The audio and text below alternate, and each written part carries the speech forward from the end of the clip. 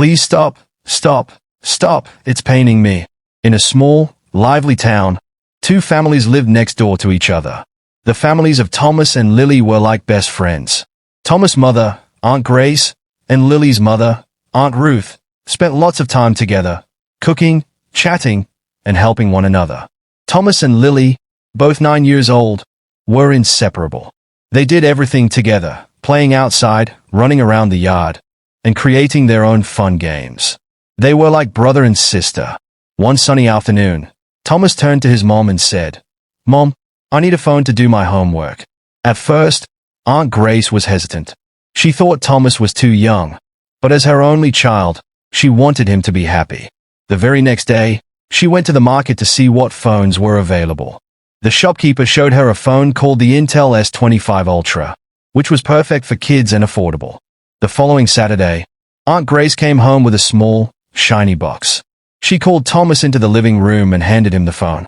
"Thomas, you've been such a good boy. Here's a phone for you. But you must use it wisely." "Okay," she said, smiling. Thomas' eyes widened with excitement.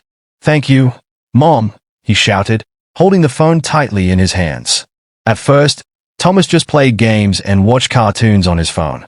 Sometimes, Lily would join him, and they'd laugh together at funny videos. But one day, while their mothers were out, Thomas discovered a new app on his phone. This app allowed him to watch all kinds of videos. As he scrolled through, he noticed a picture of a movie that looked colorful and exciting.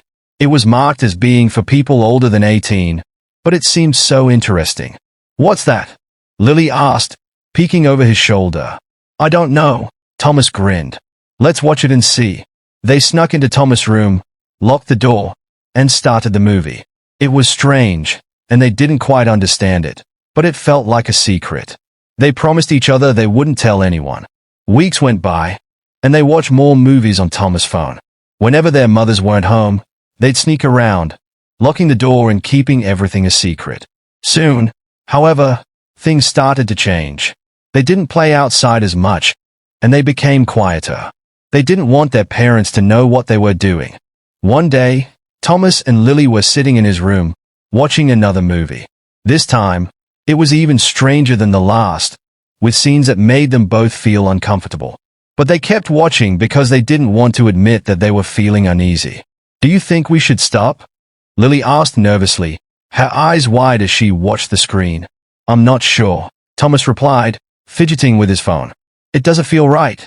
But I don't know. I don't want to stop." They were both quiet for a moment, both feeling a little scared but also unsure how to stop. Just then, they heard a knock on the door. Panic rushed through them, and they quickly turned off the phone and hid it behind a pillow. "Thomas? Lily? What are you two doing in there?" It was Aunt Grace's voice. "Just playing, Mom," Thomas called out quickly, trying to sound casual. "We're just playing a game." There was a pause before Aunt Grace spoke again. "All right, but remember, don't stay in there too long. It's getting late, and you need to finish your homework." "Okay, Mom," Thomas said, his heart still racing. After a few moments, they both let out a relieved sigh. But despite the relief, the tension between them lingered. They knew they couldn't keep this secret much longer, but neither of them wanted to stop. The next day, while playing outside, Lily seemed distant. She wasn't her usual cheerful self. Thomas noticed and asked, "Lily, what's wrong?" "I don't know, Thomas," Lily replied, looking down. "I've been thinking about those movies, and I feel, I don't know, strange.